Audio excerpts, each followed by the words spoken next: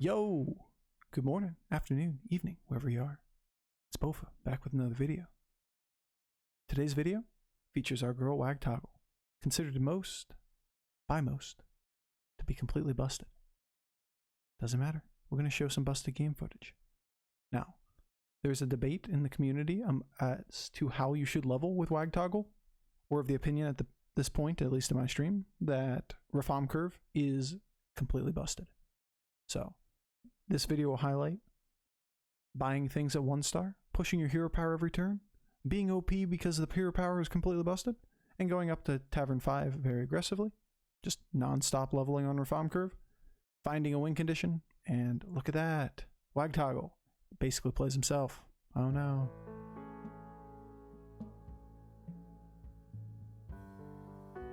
Interesting.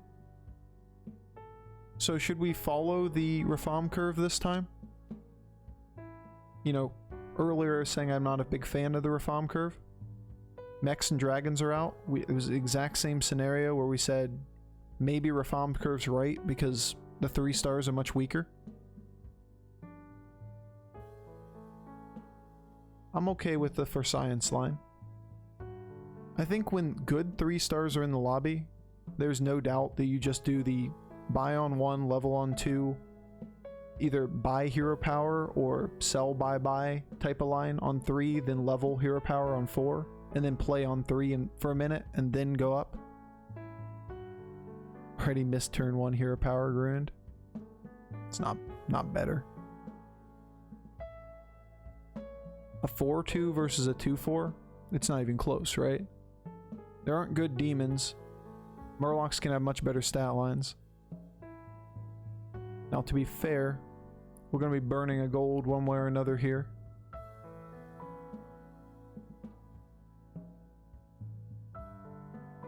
But that's okay, right?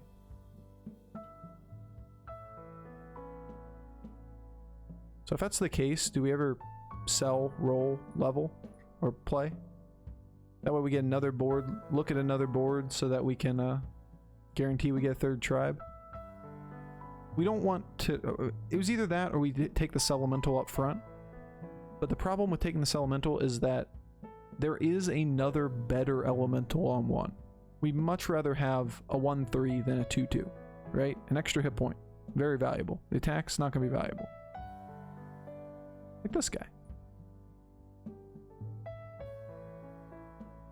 mean, they're all tribes we want.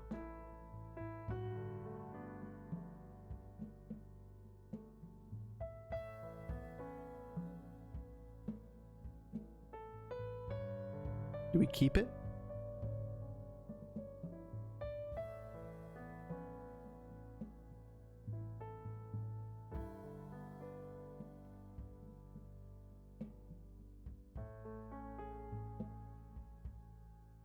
You think you hold the beast slot? As in, like, do you think it's so valuable that cleave at tier 4, we shouldn't take the beast now? Is what you're saying? I'm trying to understand your statement. You think you hold the beast slot, as in, like, take the beast here? Or take the pirate here? Or leave the beast slot open so that later we put a beast in it? The only beast that's good to put in here is, like, cleave, right? And how are we doing this turn? Is this turn... like, are the next two, like 4 turns just hero power level, hero power level, hero power level? I mean, this turn, I get that. Look at all you guys with your opinions.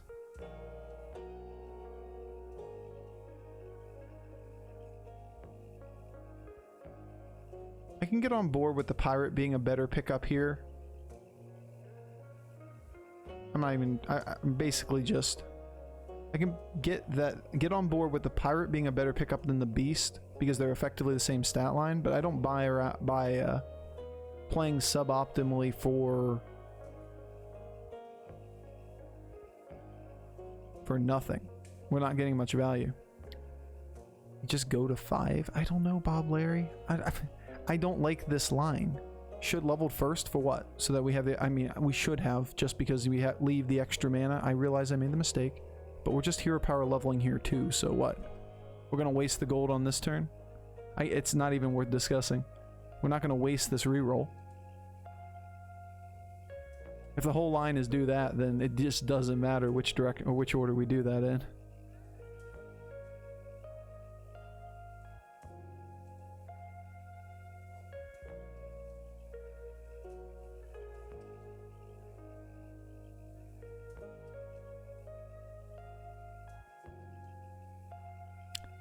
Everybody is so confident with Rafam line is the way to play this hero that I think people are just massively simplifying the hero. Like, you don't gain on people in the mid game doing this. You really don't. The question is, do you have a real route once you hit 5 to make a real comp out of it? And maybe. Imagine if, yeah, the Murloc was a 12-6, but then we wouldn't have a Homunculus. And the Homunculus is the thing that has the better stat line. It has 8 hit points, as opposed to the 6. We wouldn't have the Homunculus. Okay, you freeze for the Homunculus? Okay, so you're not rolling for the next page? Like, the Murloc is just garbage. This thing dies to almost everything in the mid game.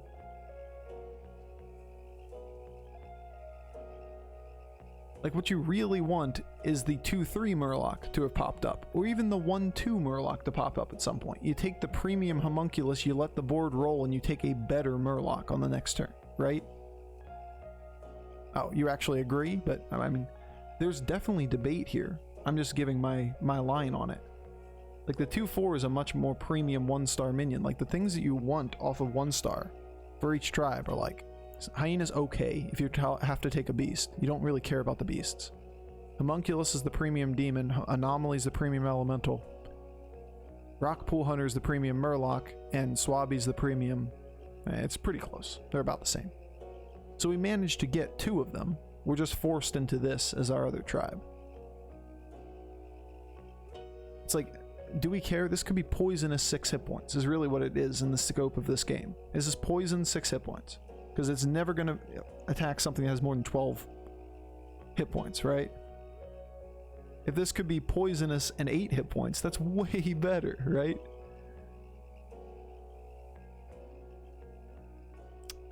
And now we get into the mid game, where we start losing every round because pushing your hero power is not that valuable. Be fair, it's Galakrond. That's all I'm saying. We saw what happened in the earlier game. The Wagtoggle followed the Rafam line, got to 5, and then just sat still and died.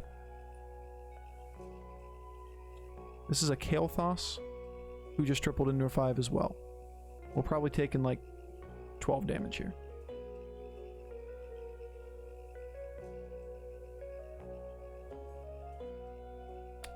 So we don't want any of this. We really need Lightfang. We really need Bran. We need direction. Anything that really defines direction that doesn't have to boot everything off our board. See, the difference between this line, doing this and going to 5 on 7, and going to 5 on the level up line, is that you get to 5 at 8, but you have 7 minions on the board and have had 2 turns on 3 to potentially pick up anything with Divine Shield on it. Like, I do not buy this is a good line. You go to 5 on 8, the other line, just fine. You're just a turn behind on the leveling curve, but you have 3 more minions, and you are not hemorrhaging at this point. Because we pretty much just have to buy whatever's on the next board, right? We don't really have any options at this stage. That next board is like all that matters.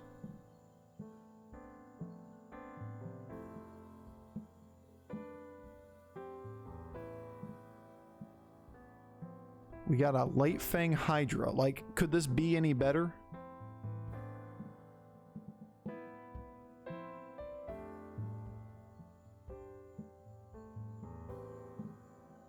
Pog. And then we just roll once. I mean, if it's just another Light Fang, that'd be pretty Pog.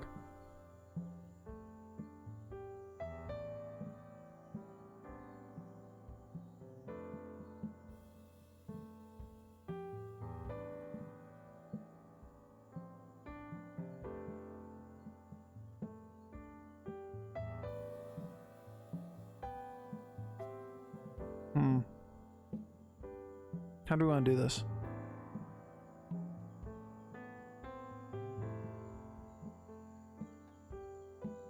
I mean, we're always just hero powering here.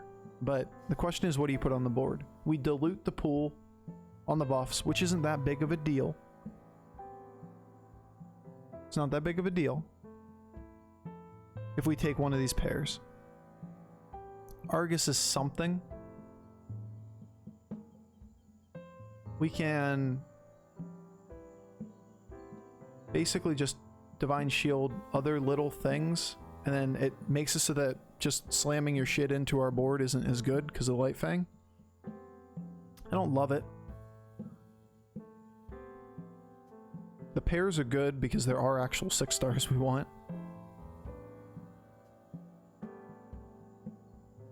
We didn't have to bump. There's no... Yeah, I mean, it's really a question, is a pair more valuable than just stats on board, diluting? I'm perfectly fine with this line. I'm not doing it because you said so, or because, like, you know, I think it's wrong or right and I'm trying to prove a point. Nothing. Like, I think that's the right line, but there were 2 pairs on the board, both of which gave you 1 mana value. 1 mana for leveling up and 1 free reroll. There's nothing here. We can just level.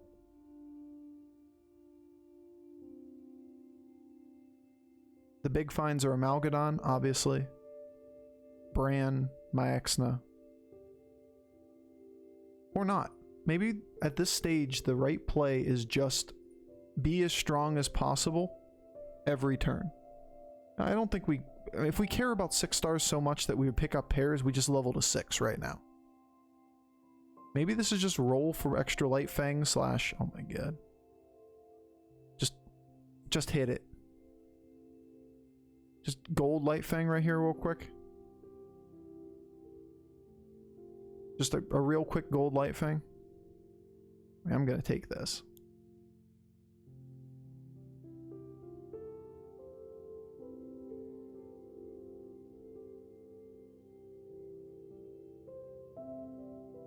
So these are the types of scenarios you were describing before. Whoever said that about the cleave. Was that all-time pro? Or, regardless, who was talking about the cleave? Like, I don't want a position 1 cleave here. Even a position 3 cleave may be better. Then it can get cleaved here, which we really don't want happening. If we know that most people have 1 taunt on the board, right? Just clear the taunt first, then cleave afterwards. Look how much more value we get on average cleaving into the board than just cleaving the littlest thing on their board and their taunt. Now, doesn't matter how much we actually got value there. On average, that's just way, way, way, way, way, way better.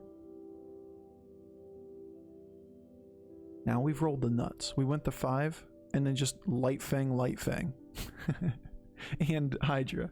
So, you know what? We rolled the nuts. Do we ever keep a Selfless for later?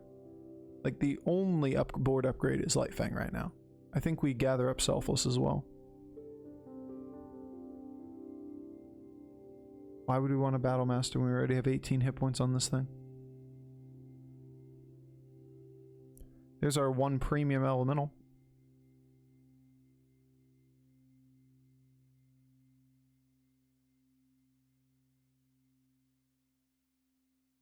It will be 10 attack this turn. This would be 27. But the big deal is the hit points, right? This might just be worth it. It catches up over in about 2.5 turns. We do have 2.5 turns left. We are pretty strong. I'm gonna do it.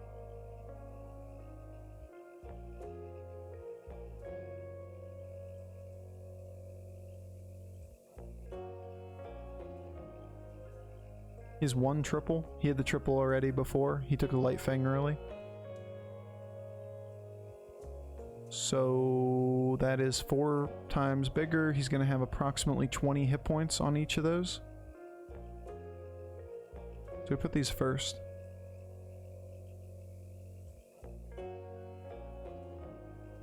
We want this cleave, but we also want to value trade these. His taunts are going to be smaller than our taunts. So we get the value. Big bird.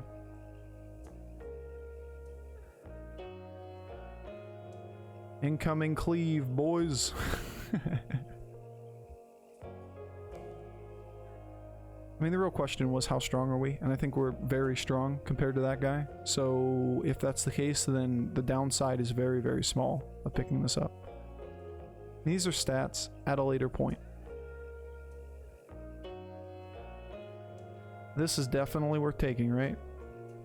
Unfortunately, we have just shy of the right amount of mana.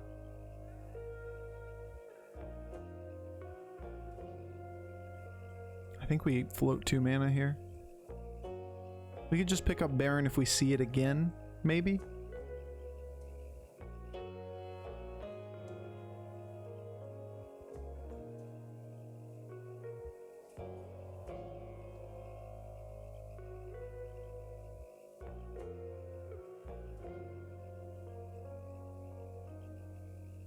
I'm always hero powering here.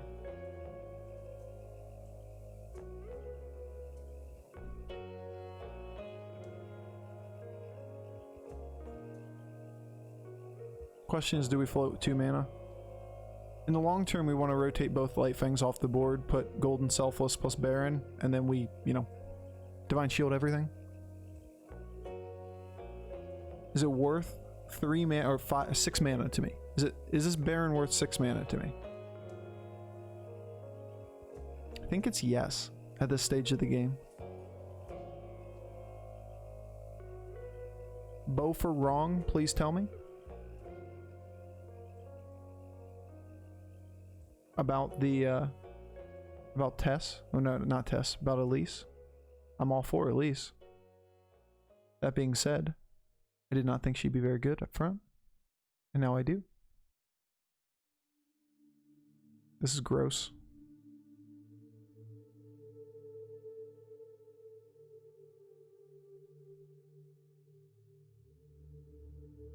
I think preliminary data shows that she's a lot better than I gave her credit for. Nothing like groundbreaking there. No, oh my god, what a revelation. No, just called her like a 2 out of 10. No, like a 4.5 average or whatever. 4.7. And it's probably like 4.3.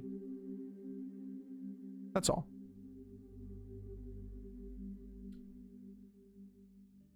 I mean, frankly, that's a big difference.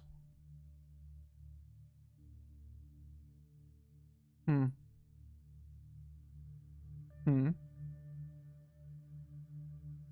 have no death rattles on the board. This would have been just as good as Baron, basically.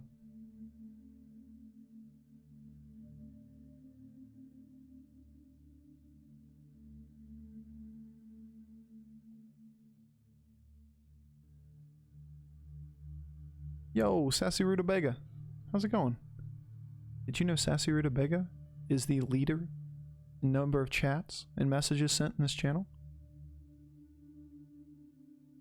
I found that out yesterday when I was messing with Nightbot. At least since Nightbot's been added, which was like day 3. Chat leader right there. The lead chatter. Alright, this definitely goes first. In fact, I'm pretty terrified of Amalgadons. They're the bane of our existence. I'm gonna do this.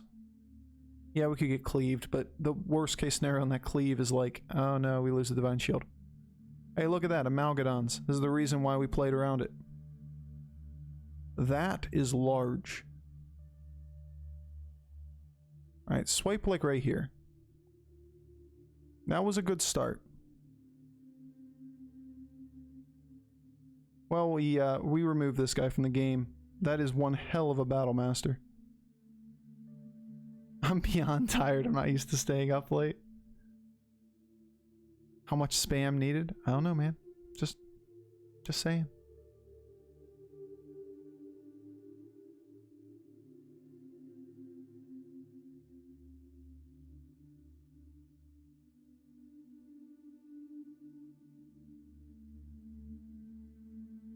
Yeah, I'm pretty sure we have him covered. We should scale one more turn.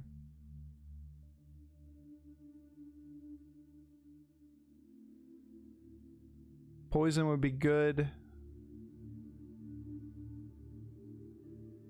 How much value is this? Does this bring us over any breakpoints next turn? Because that's a 6/6 buff. 2/2 things on the board. Because we're going to rotate... Next turn, we're going to rotate Light Fang off, right? Both of the Light Fangs off. And this guy is like Death Rattle Beasts. And that is annoying. But not like irrecoverable. We just put like a position 1 Hydra, position 2 Cyclone, and we just try to cleave his entire fucking board away. Or position 1 Cyclone, position 2 Cleave. If I had Taunt on either of them, this would be for sure a good pickup. We have 3 rolls on an Argus. We're going to leave Baron and Selfless on the board at the end of the turn, but this is a lot of stats.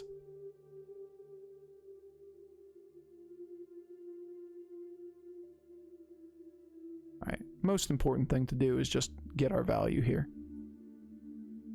We gotta win this round first. I'm already looking forward to next round.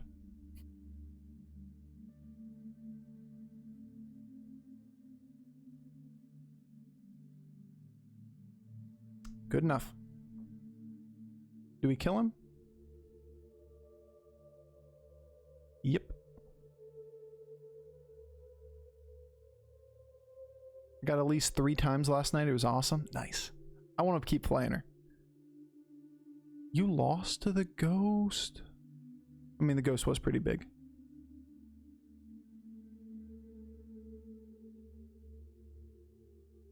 I mean, it's a million stats, right?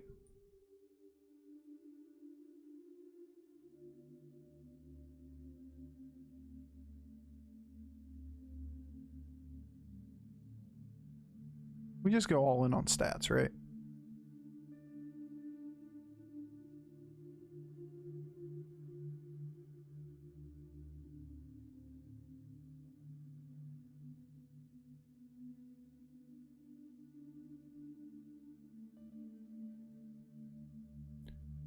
There's no way we're putting an Amalgadon or anything on this board, right? There's just no chance. But good luck, Genie.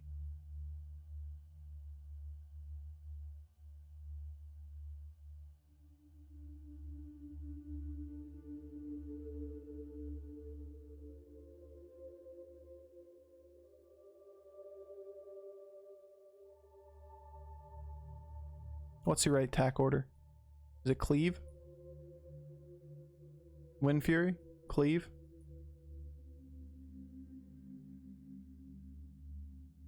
I think the opponent's the one that needs good luck. I mean, he can't really have a big cleave in position 1.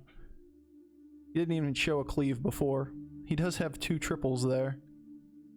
Oh. Did he try to transition into like poison or something? Because he doesn't think he has a chance? Like, the 3 triples in this turn kind of indicates he did a Khadgar thing. Or like a Bran Khadgar transition. Maybe he just hit the nuts. I don't know. He just kind of hit the nuts, huh? Going second is probably better. The 1 poison. Alright, well... hit over on this side and we're good. Good enough.